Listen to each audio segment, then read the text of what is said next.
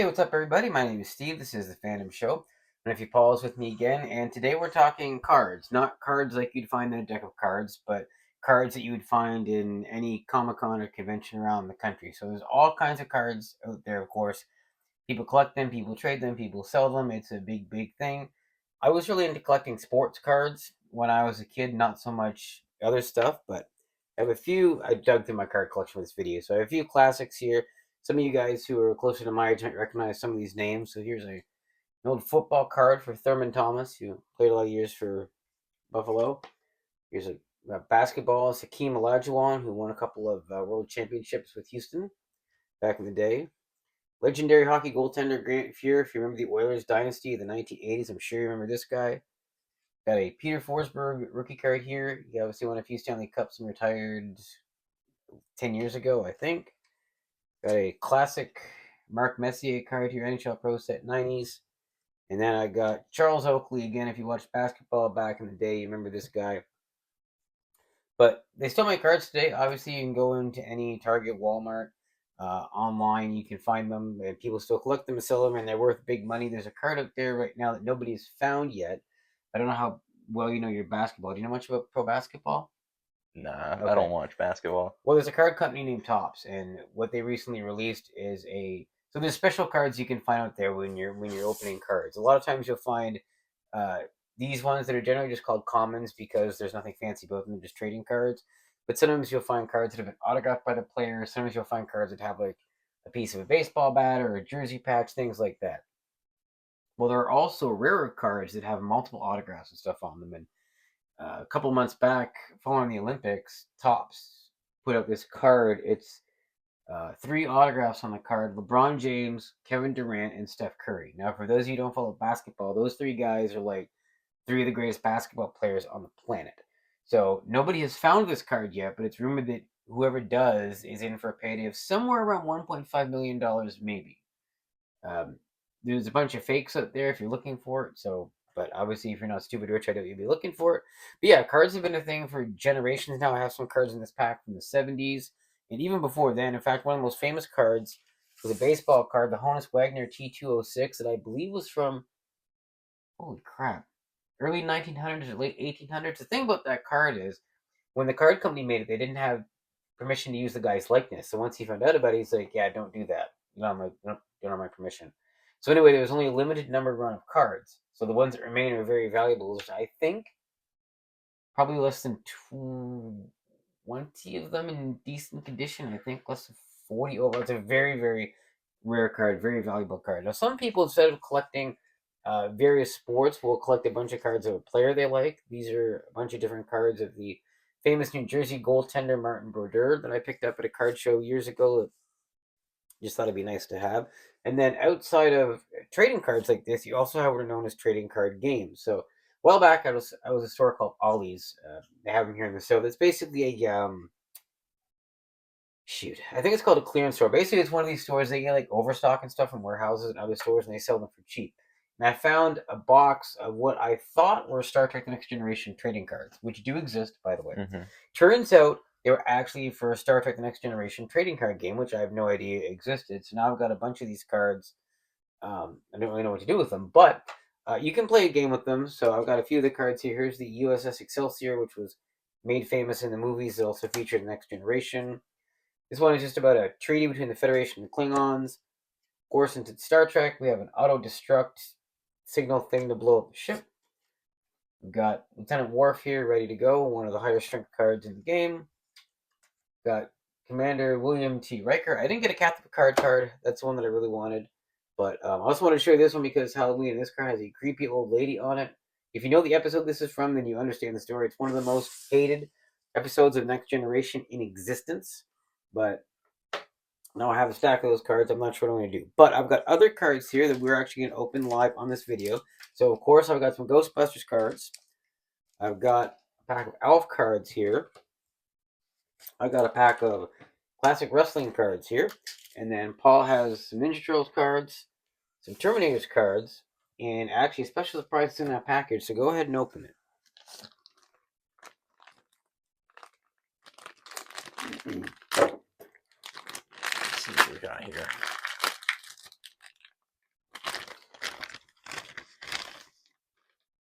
We got 2 packs of Star Wars That cards. will be opened as well. All right. I was gonna get Stranger Things cards, but you can only buy them in a box that had like 10 packs in it. I'm like, I don't think we need 10 boxes of Stranger No, Things cards. that's a lot of cards. All right, let's get to opening. I'm gonna start with these Ghostbusters cards. You can feel free to open alongside me too. All right. Oh, wow, those open easy. Oh, do these still have the freaking? I forgot about that. Ha! Is there a technique to opening cards? So, if you guys want to see some 35-year-old bubble gum, there it is. I would not dare put this anywhere near my mouth, but that's right. These cards used to I'm come very tempted. with bubble gum. Oh, gosh. Take yourself to the hospital if you do it. Okay, let's see what we got here. Eat this, Figo. Yeah. Got Ghostbusters on trial. Some of these are pretty cool. Got Portrait of a Monster. That's appropriate for Halloween, isn't it? Got Descent into Danger from when Ray was going down that shaft. Ooh. I got this is a Slimer special card. If you look at the back, there's obviously you can get like a few of them to make the Ghostbusters 2 logo. That's kind of neat. Speaking of the Ghostbusters 2 logo, that's pretty solid there too. And then the classic promo photo from the movie. Hate Manhattan Style. This is from they were covered in mood slime later on in the movie. And this one I kind of like. It's a widescreen SFX shot possessed by Vigo. That's pretty cool. That's fun. All right, what you got over there? Let's see about these Ninja Turtle cards. All right. Remember, stay away from the gum. I only have one or half a piece. That's Your gum's like it's a little decayed. moldy. Oh no, no, there's the other half. Smell it. It's stuck No, to it the doesn't smell at cards. all. Oh my god. Can you? There you go. Close enough. Whatever. It These made are a just- brown imprint. Oh no. All right, let's see what we got here. So, the one that's been imprinted on that looks like it's also a piece of a larger photo, but it looks like Splinter's foot. Okay. Very As you cool. can see. Yeah, I see it. But it is April O'Neil. And some safari guy. Yeah. I guess most of these are based off the cartoon series, I have to guess. I believe As much so. as I watched that show when I was a kid, I never had the trading cards. Oh, that's cool. I have the hair action figure. Oh, really? Yeah. Oh, neat. Oh yeah, The tortoise and the hare. Yeah, I forgot that guy's name, but yeah, he was a well-known character. Want to see that? I've got that action figure in my box somewhere. Yeah, Leonardo says Warrior Rabbit's challenge. Oh, it doesn't give the name of the Warrior Rabbit. It's right on the tip of my tongue. I'd look it up while we're using my phone to record this. That's gonna bug me. But I believe that character actually came from outside of Ninja Turtles when they brought him in. But we'll do more on that later, I guess. All right. Then we have the big three, the Sinister Super Furs. Nice. Then we Pretty have good band name too, Sinister Surfers. Yeah. Then we have Down the Tube. Okay. We have Ninja Gerbil. And we have Fly versus Turtles. Okay, good old Baxter Stockman. What the heck is going on with this? Turtles have managed to escape the rays of the Fly's Mutazoo weapon, except for Michelangelo when the light and smoke clear has been transformed into a gerbil. Man, this is mondo embarrassing, says the former turtle. Continued on card 150, a reluctant rodent. So I guess you can collect a series of cards to tell the story. That's kind of cool. Yeah. Of course, that's 149, so it makes sense that 150 would be that. You know what, man? This says Peel. I recognize this font from somewhere too. I can't place it, but it looks so. Oh, you know, that might be the same font they used for the. I could be wrong. Maybe you guys could tell me. That to me looks like the same font that Nintendo Power used to use for their magazine title on the cover. So I could be wrong, but I swear that's it. Well, I just noticed something as well. Yeah? This card has a little arrow pointing to the corner that says Peel. If you dare. I mean, how valuable? Well, it's not very I paid valuable. It's got $5 gum. for the It's pack. got gum Yeah, I stuck was to the gonna back say, of it. So. Just do it. Oh, it is something Is it that you gonna peel. peel? You do peel it. No kidding.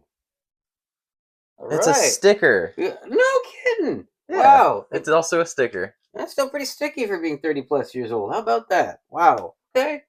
I'll Neat. leave that on there. I wonder if. So that's how you keep the pieces of the That Ghostbusters card was a sticker thing too. together.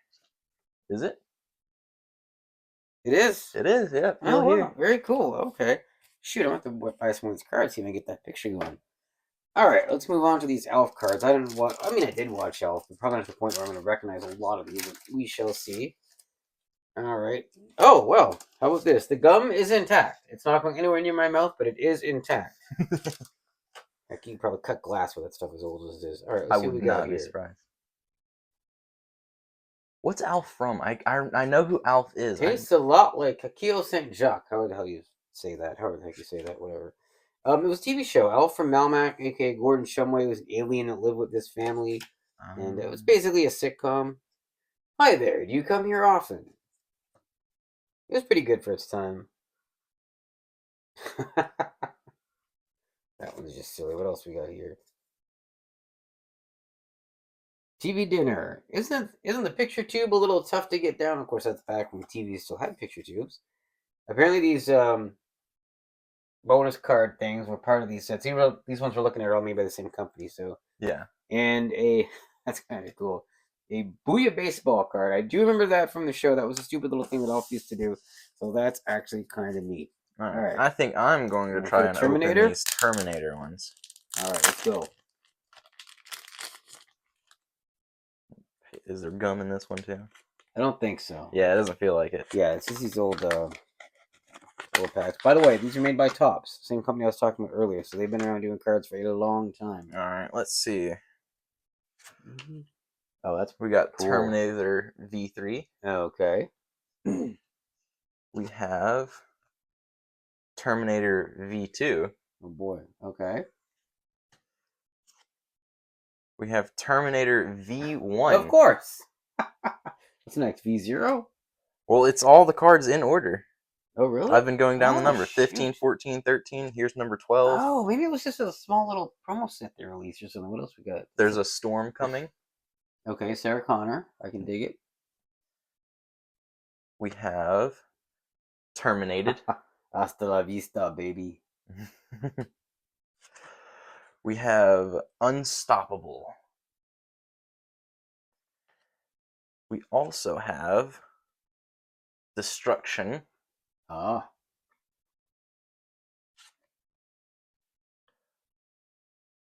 Tell Me About My Son. Oh, cool. From the first movie. Mm-hmm. Then we have They're Not Too Bright.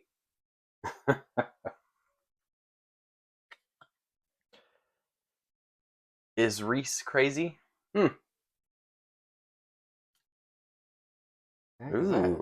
Chrome metallic thing or something? No, it's just... Yeah, I guess it's like... Oh, that's really cool. Look at that. Man, gotta- it's harder to see on the camera. It's sort of like holographic with the term. There you go, with the Terminator thing. That's really neat. Yeah. Cool. Got a Alright. special holographic card.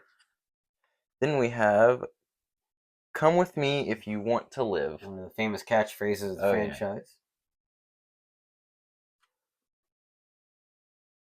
Tech Noir. Tech Noir. Best 80s nightclub there never was. Kyle Reese. I'm going to guess right now that card 01 is the T800, but let's keep going. We got Skynet. Okay. And last but not least, We got Sarah Connor. oh, okay, it wasn't the T800. Well, there you go. She's number one. Very neat. More cards in that pack than I thought. There is. There's a That was like total $6 of on Amazon. I was really surprised. It was that many 16 cards. cards. All right, moving along. I've got these Growing Pains cards. A lot of you probably don't know what this is. This was a sitcom back in the 80s that starred Alan Thicke and Kirk Cameron. It's very popular for its time. Another pack of bubblegum cards. So oh, this one's stuck too. There we go. Unstuck. Let's see what we got here. Trust me, dear, never put asparagus in a dessert. Some of these shows are such cheesy. Is this a new look, or are you becoming a mime? That's funny. Just what I wanted, a book about the principal exodus of Ecuador. I think I read that right. Let's see. I cook dinner and I get to do the dishes too. What a thoughtful family. Oh, God. No explanation required. It's also one of the sticker cards. Yeah. Too cool to be forgotten. Oh, gosh, I'm in the Kirk Cameron section here now. Love me, love my snake. We got here. We're innocent. We just look guilty. Every toddler. Am I in trouble, Dad, or do you have lockjaw? You kids want to be psychiatrists. Where did I go wrong? That's pretty neat. And these have descriptions on the back too. It looks like some trivia and stuff. Yeah, Growing Pains Trivia question 1. Which member of the Seaver family is best known for saying, "We gotta present united front to the kids"? It's gotta be the mom or dad. I'm gonna guess it was Maggie. Yep, I was right. Award winners. That's kind of cool. There's more trivia there. We don't need to get into that right now. All right, you want to crack into one of your Star Wars packs? All right, let's see here.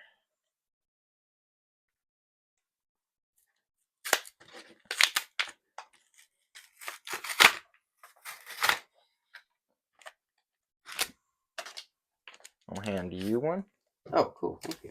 and I'll have one. All right. And then in the package, we have a extra card. Yeah, I was wondering about that. It says, By the way, these are also tops. They're freaking everywhere. classic captions, collect all 8. Oh, interesting. Stormtroopers attack. Gotcha. Okay.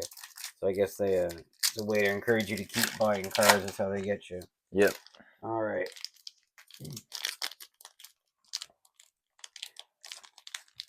Okay. Okay. So they're not just interesting. There's all kinds of stuff in here. That's kind of cool. All right. All right. So the first one I got was BB-8 Peaks Out, and it's apparently they're still doing those sets. That's some picture of Rey, I guess.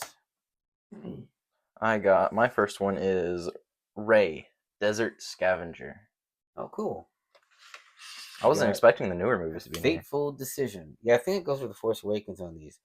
So story summary number 5 of 10. In the Mos Eisley Cantina, Ben and Luke make an agreement with the Corellian smuggler Han Solo and his Wookiee co-pilot Chewbacca for transport to Alderaan.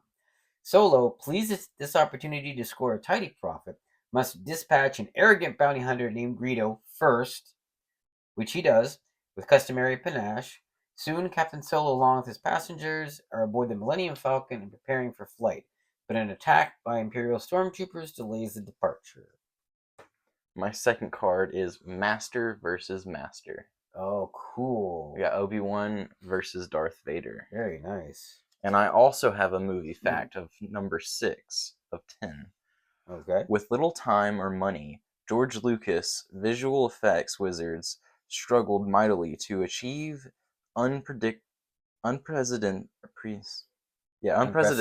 images. Theories began to surface that these specialists lacked discipline, forcing the director to intervene frequently as insurance that they were on schedule for the summer of 77 release. Oh, wow.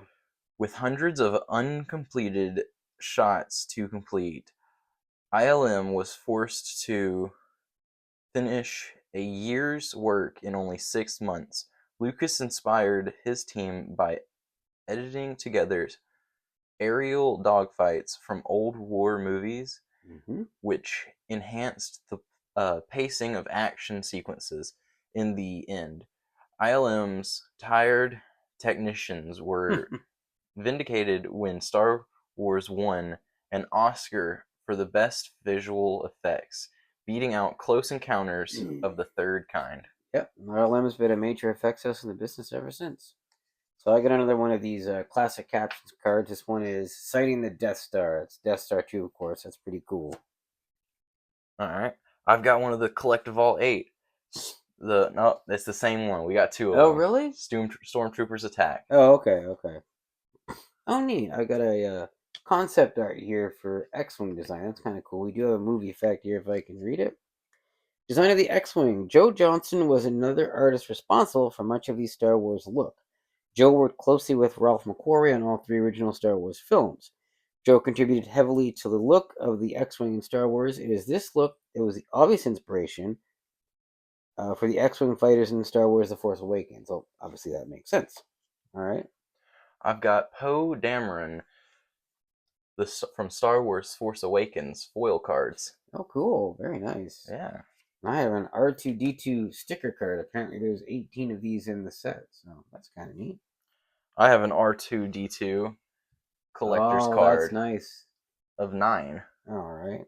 And the last card on my deck is the legendary Han Solo. That's a good note to end on. I love it. Well, I have 2 cards. No, I've got 1 card left. All right. I got Assault on the Death Star. Oh, nice. With another movie fact. Okay. Shall I read it? Sure. All right. Star Wars was an instant success within 3 weeks of the film's release. 20th Century Fox's stock price doubled to a record No high. kidding. Wow. Although the movie's unquire cultural neutrality helped to gain international success, studios excess Alan Ladd Jr. Executives, okay. Became anxious during the Japanese premiere. The audience responded with silence after the Oh, I know screening, this story. leading many to fear that Star Wars would be unsuccessful in this market. Ladd was soon told that in Japan, silence was the great honor a film could receive. Yep. Meanwhile, thousands attended a ceremony at Groum's Chinese Theater, yeah, legendary spot in LA. where C-3PO, R2-D2, and Darth Vader placed their footprints in the movie palace's forecourt. Very cool. Yeah. Yeah, I knew that story about the Japan thing. Big cultural differences there. Also, if you ever watch Japanese wrestling, which I mean, I'm pulling wrestling cards here. That was well timed. A lot of times you'll see during the match they won't make a whole lot of noise like North American fans will, but when it's over, they'll usually give both guys huge ovations and stuff. And it's not they don't enjoy the show; it's just a different cultural thing over there. Yeah. Apparently, I can't. There we go. It's more respectful to be silent. Yep. During the match. All right, we got some classic WWF wrestling cards. Let's see what we got here. Got the Birdman, Coco Beware. Ooh, I like this one. The Legendary, Bobby Heenan, largely regarded as one of the greatest managers ever. My Canadian countryman, Dino Bravo. This guy, if you get a chance, look him up. He was killed in 1994 in a mob hit when he got himself into some trouble with smuggling. So that's interesting. Got the Genius, Lanny Poffo. If you didn't know, this guy is the brother of the legendary Macho Man Randy Savage. Greg the Hammer Valentine. Virgil. Oh, come on, don't have any people here. Got Haku. I got Rugged Ronnie Garvin. Oh, here we go. Best there is, the best there was, and the best there ever will be. Bret the Hitman Hart, my personal favorite wrestler. I've actually met him twice. And we got the Hart Foundation. Very cool. One of the better tag teams there ever was. Red Rooster, also known as Terry Taylor. Legendary Hillbilly Jim. I like that photo where he's kicking the guy's face in. That's cool. He's just wearing a pair of blue jeans, too. The Manager, Slick. And we got the Widowmaker, Barry Windham, who is much better known outside of the WWE, but he did have a brief WWE run. And then I don't exactly know what this is, but it just says Honky Tonk Man. I mean, he was a wrestler, but at first I thought it was like a business card or something, but I really don't know what exactly this is supposed to be. So that's it for that. These WWE cards, by the way, at the back, they have information on the characters. Their weight. Yeah, weight, hometown, finishing moves, special talents, unusual characteristics. Claims to be the world's strongest man. The Genius claims to be the world's smartest man. Unusual characteristics, Greg Valentine. Greg is known for disabling more wrestlers than any other man in wrestling. That's kind of boring. Yeah. Unusual characteristics, his rooster comb hairdo. I'm going to have to reach for that one.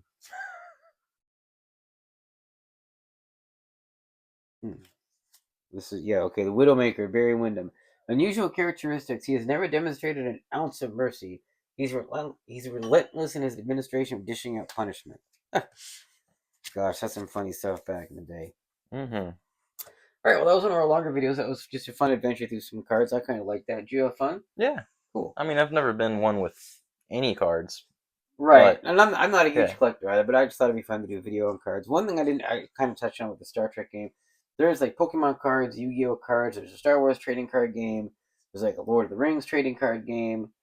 There's Magic cards, I think. Magic the Gathering. You trade those, I believe. I want to say there's a Nintendo trading card game, maybe. Anyway, suffice to say, there's a lot of cards out there, and whatever you get into, it can certainly add up in terms of money, but you're just going to do it casually, it can be a great hobby. And those trading card games can be a lot of fun if you know what you're doing, but they can take a little while to get used to. Like, for example, the Star Trek game I was talking about. I don't know how many cards are in this game. Just off screen, I have two huge stacks of them over there. There's probably at least, I'm going to say 70 separate cards in those stacks, or some of them are duplicates. But there's cards I don't even have. Yeah, that's just one of the This is one stacks. out of 3 stacks. Yeah.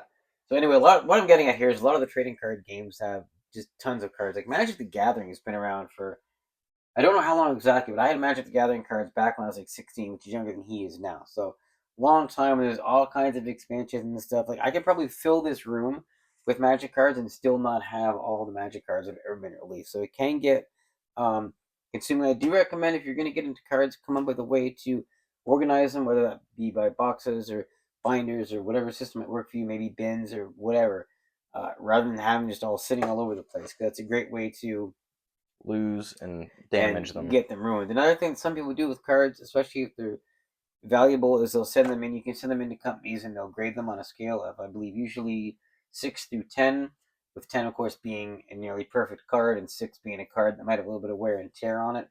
So when you're looking for cards, the most valuable cards you're going to find are cards that have been graded high because they're in very good condition. So that's something to watch out for. They do charge for grading. Obviously, nothing is free in this world, but for valuable cards, grading is the way to go because most people who are going to pay top dollar for a valuable card are not going to pay a penny if it's not graded. So that's just a bit of an overview. There's a lot more to trading cards that don't really have time to get into, but this is just more about the fun of opening these packs of pop culture cards and just having a good time. So that is our card episode. I do hope you guys enjoyed it. We will be back very soon with more stuff. And as always, thank you for watching. Oh, and by the way, before I forget, we do have a milestone. We are at about 200 subscribers on this channel now, so still relatively small time, but we're moving up slowly. So hopefully, before too long, we'll be at 300 and beyond. But if you're enjoying what we do, please let your friends know. Get them to subscribe to us because we can always use more eyeballs on what we're doing here. But yeah, that'll wrap us up for now, and we'll catch all you guys later. Thanks so much.